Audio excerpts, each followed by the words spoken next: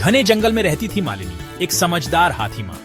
उसके बड़े बड़े कान थे और आंखें दया से चमकती थी। मालिनी का एक छोटा सा बेटा था, एक बहुत ही खास हाथी का बच्चा।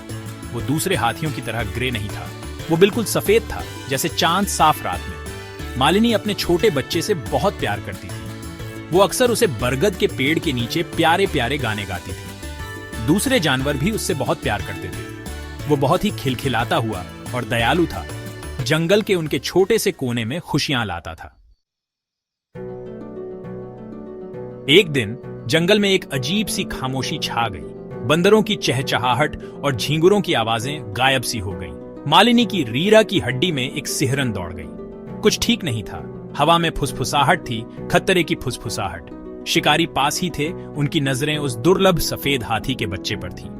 वो धीमी आवाज में बातें कर रहे थे, उस छोटे से बच्चे को पकड़ने के तरीके सोच रहे थे।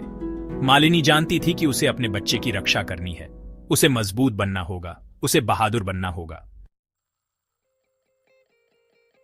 मालिनी ने सभी जानवरों को इकट्ठा किया। बंदर, हिरण, तोते, यहां तक कि रेंगने वाले सांप भी सब इकट्ठे हो गए। वो आपस में फुसफुसा रहे थे। उनका डर अब दृढ़ निश्चय में बदल रहा था। उन्हें छोटे बच्चे की रक्षा करनी थी। वो उनके जंगल परिवार का हिस्सा था। मालिनी ने अपनी मां जैसी समझदारी से एक योजना बनाई। उसने हर जानवर से बात की, उन्हें एक काम सौंपा, इस जीवन मरण की लड़ाई में निभाने के लिए एक भूमिका दी। हर जीव, बड़ा हो या छोटा, उसका एक रोल था। जंगल में एक धीमी दहाड़ गूंजी शेरू शक्तिशाली बाघ के आने की घोषणा करते हुए। शेरू अपनी तेज नजर और मजबूत कदमों के साथ जंगल का रक्षक था।